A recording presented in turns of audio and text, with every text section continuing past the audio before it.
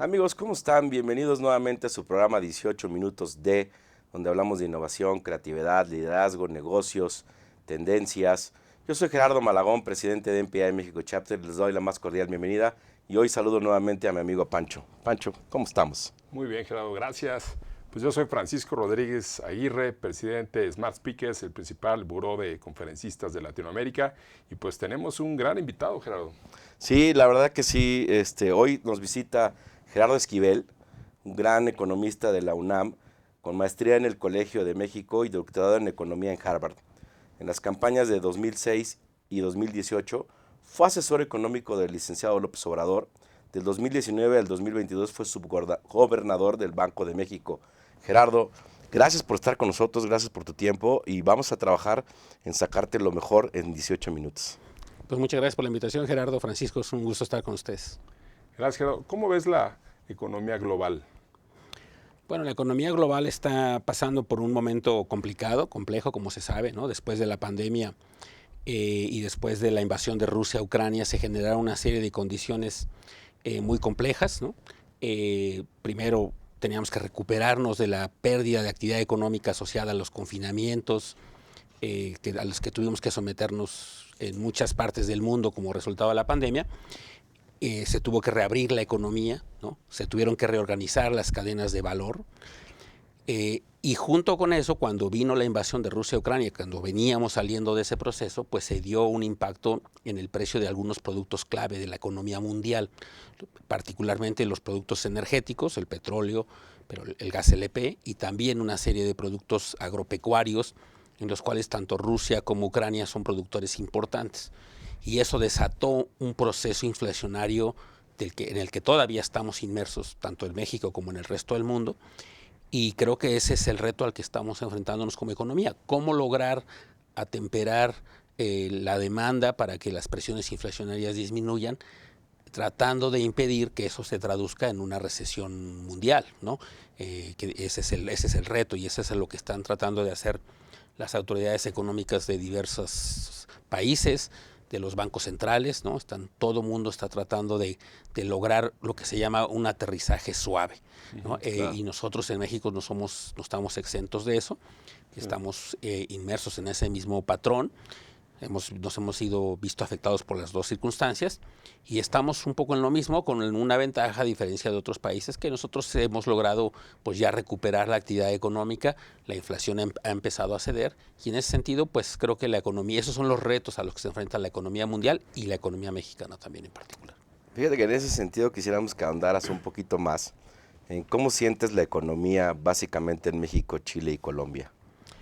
Sí, bueno, es interesante la comparación de estos tres países porque los tres países tienen una cosa en común que es un poco el contexto económico-político, ¿no? La parte económica, pues los tres países de la región se ven afectados por estas circunstancias que ya describí, pero luego en la parte política los tres países pues tienen regímenes de izquierda, ¿no? Cambios de gobierno. En el caso de Colombia tomó posesión relativamente hace poco Gustavo Petro, un líder histórico de la izquierda colombiana. En el caso de Chile asumió en un relevo generacional Gabriel Boric y en México López Obrador, y los tres han intentado hacer modificaciones importantes un poco en la búsqueda de atender pues lo que llevó a que los eligieran, que es los reclamos sociales, ¿no?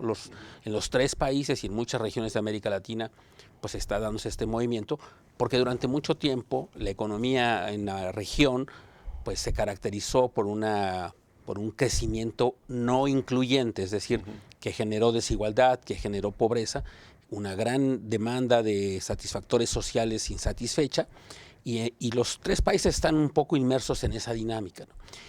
Con problemas políticos también para empujar sus agendas, ¿no? Los tres se han enfrentado a temas donde tratan de empujar su agenda. Gustavo Petro fue exitoso empujando su reforma fiscal, pero se está enfrentando a otros dilemas. Gabriel Boric se enfrentó al rechazo de su propuesta de cambio constitucional, al rechazo de su propuesta fiscal. En México también ha habido avances y retrocesos en el empujar ciertas agendas, y eso, digamos, es el contexto similar, pero los tres tienen el problema que ya mencionaba, ¿no? Claro. Alta inflación y cómo recuperarse.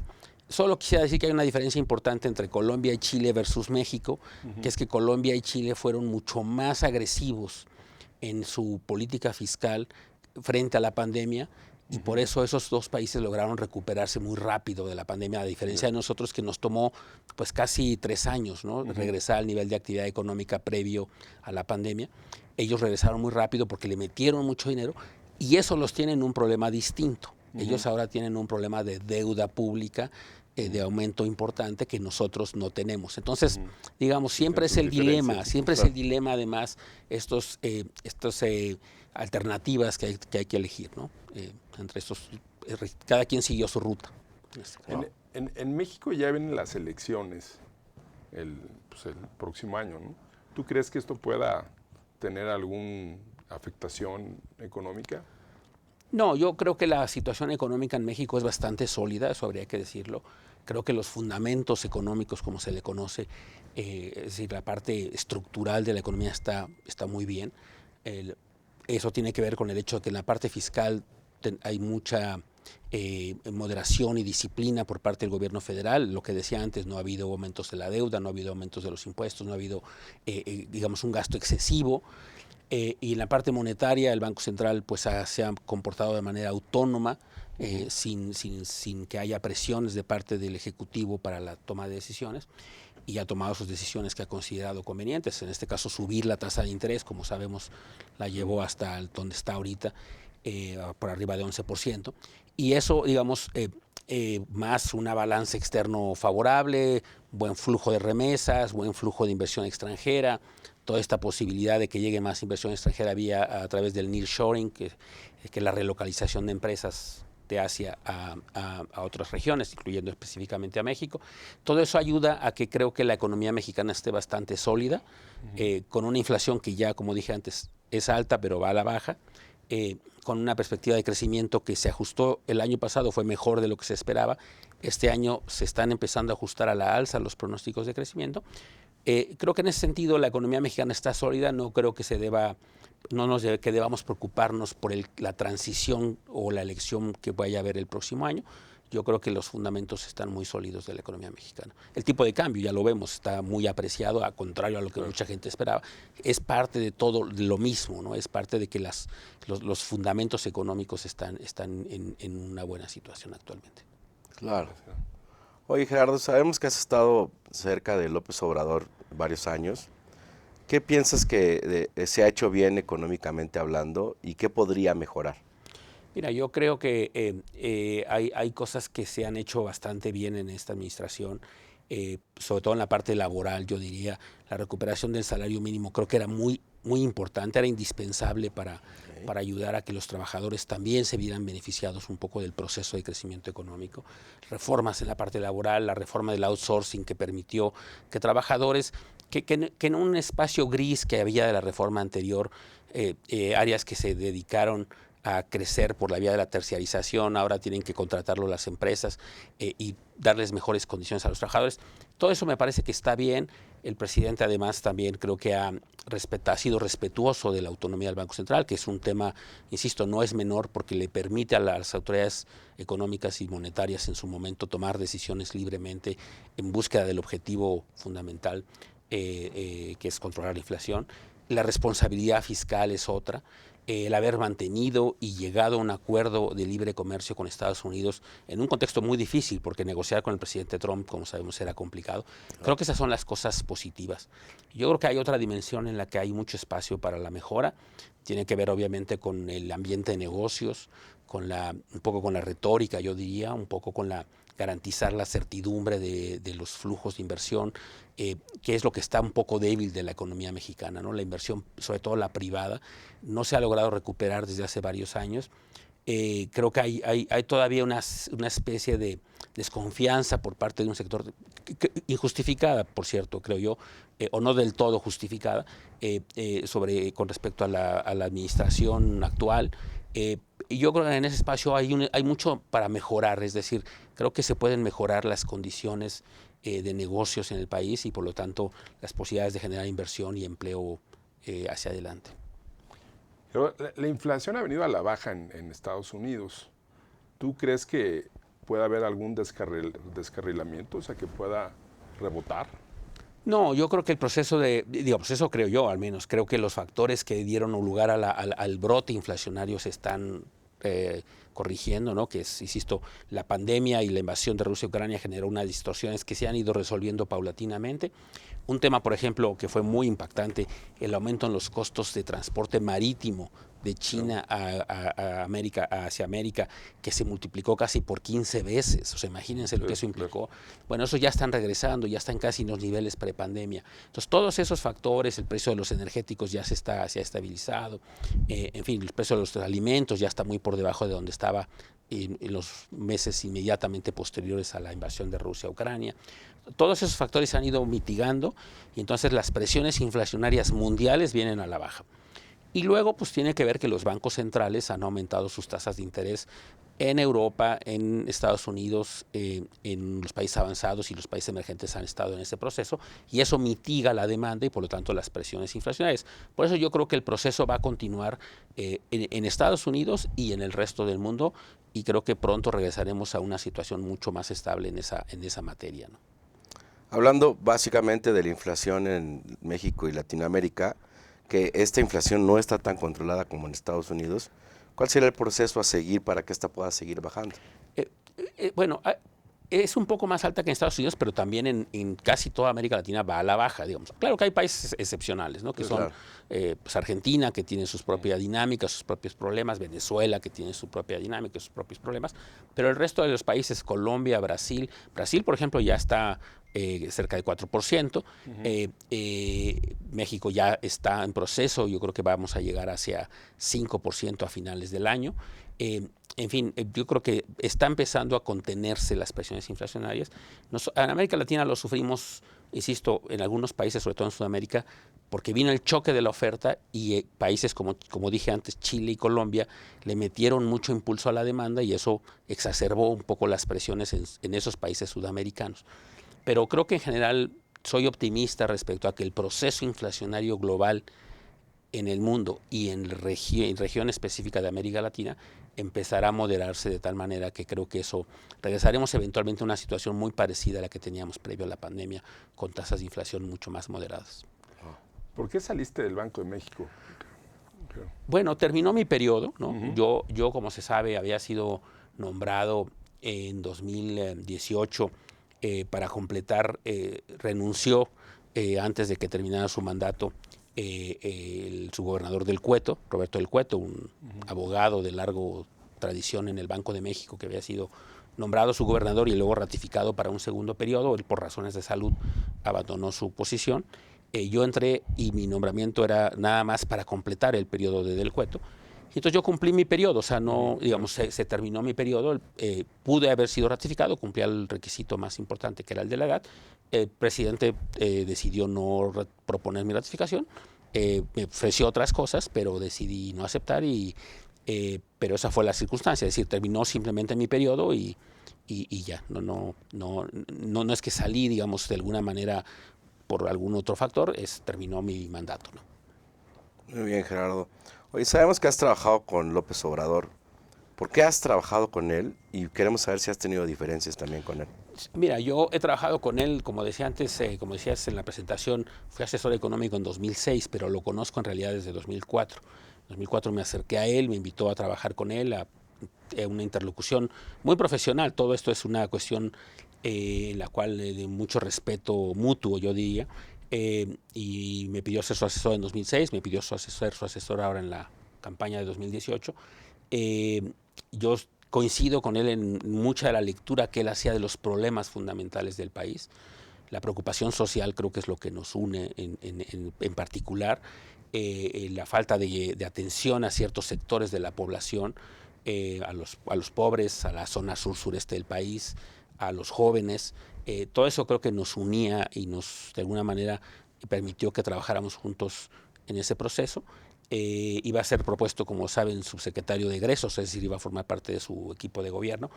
Vino esta renuncia inesperada de Del Cueto, fui propuesto entonces como su gobernador y tomé el puesto. con mucho gusto, y fue un honor obviamente haber sido propuesto por el presidente. Después el presidente también, recordarán que a finales del año pasado me propuso para ser, en un gran honor para mí, por cierto, el candidato de México a presidir el Banco Interamericano de Desarrollo, que es la institución bancaria multilateral más importante de la región. No se dieron las circunstancias, ¿no? Quedó electo un candidato brasileño, pero digamos, teníamos esa relación profesional de respeto mutuo. Tenemos diferencias, como también ha sido público y notorio, o sea, hay cosas en las que yo no he coincidido con el presidente en algunos temas y los he manifestado, pero es una relación, yo diría, respetuosa, digamos, pues con diferencias como pues, puede ocurrir, y creo que es natural que ocurra que las personas no coincidamos al 100% en todos los temas, ¿no? Entonces, pero sobre todo lo más importante, yo diría, es una relación respetuosa y de colaboración, claro, y de coincidencia en, yo diría, aspectos fundamentales. Perfecto. Muy bien, de los candidatos de Morena, como que parece que está muy inclinado que sea Claudia Sheinbaum, la que quede. ¿Le ves posibilidades tú a los otros candidatos? Bueno, yo creo que todos, digamos, los que se han sido mencionados como posibles aspirantes, pues mientras no se resuelva tendrán alguna posibilidad, digamos, todos, al igual que los otros candidatos, al igual que Claudia, pues tienen responsabilidades públicas importantes, trayectorias relevantes, un ex jefe de gobierno, ahora secretario canciller, en fin, y otras responsabilidades en la Ciudad de México y a nivel federal, el secretario de Gobernación, exgobernador de su estado, en fin, creo que tiene una trayectoria interesante. Mientras siga el proceso, pues todos tendremos posibilidades, supongo, ¿no? Ya se llegará el momento de la decisión. Creo que es interesante, creo que al menos es un pool interesante de candidatos, y ya llegará el momento en que también conozcamos sus propuestas de lo que plantean hacer hacia adelante. Por lo pronto creo que los tres son unas personas de valía, de que han hecho su trabajo con responsabilidad y con buenos resultados, y yo creo que en ese sentido las perspectivas hacia adelante, sea que ser un gobierno que continúe, digamos, del partido político que actualmente gobierna el país, u otros candidatos, creo que en general las perspectivas para México hacia adelante yo las veo positivas. Soy optimista de lo que creo que las condiciones mundiales nos van a permitir tener hacia adelante. Concatenado con esto, nos gustaría que nos dieras como tu apreciación de cómo ves la próxima elección en México.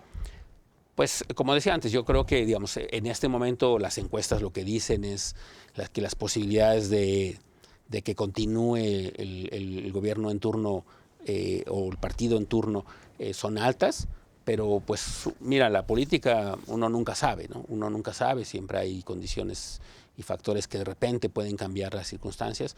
Se puede volver una decisión entre dos alternativas y se puede cerrar un proceso electoral, pero yo lo que creo, insisto, lo más importante creo yo es primero que las condiciones económicas son sólidas, que no va a haber disturbios, creo, en esa dimensión. Creo que llegaremos en un ambiente de estabilidad política, económica y social al proceso electoral. Y dos, que creo que las condiciones mundiales van a ser favorables para México. Entonces, quien quiera que llegue hacia adelante, creo que enfrentará retos interesantes, pero creo que buenas condiciones para poder lograr así detonar el desarrollo económico del país que tanta falta nos hace, porque finalmente pues llevamos ya décadas de un crecimiento relativamente bajo, ¿no? Una última pregunta, si puedas contestarla de forma breve porque ya llegamos al tiempo, es con el tema del nearshoring, ¿cómo puede aprovechar más México esta oportunidad? Yo creo que es una gran oportunidad de desarrollo para el país, y creo que nosotros tenemos que hacer una serie de cosas. Primero, garantizar que las inversiones tengan certidumbre. Eso implica mostrar un serio compromiso con los acuerdos comerciales y con el respeto al Estado de Derecho. Creo que mandar esa señal va a ser muy importante, y luego buscar conseguir que el proceso de relocalización de empresas sea lo más benéfico para el país, y eso implica buscar que regionalmente esté mejor distribuido, que no se concentre solo en el norte. Eso implica garantizar el acceso a insumos clave como energía, agua y capital humano, por cierto. Entonces nosotros tenemos que invertir mucho también en infraestructura. mejorar la seguridad pública. Creo que hay esa serie de acciones por parte del gobierno que se tendrán que ejercer para poder capitalizar al máximo las oportunidades que van a estar por llegar en estos próximos años. Gerardo, muchísimas gracias por tu tiempo. Se me quedó una pregunta más en el sartén, pero hemos llegado al final del cronómetro. Gracias, amigos, gracias, Pancho, y pues nos vemos en la próxima ocasión de 18 minutos. Muchas gracias, hasta luego. Hasta luego, gracias.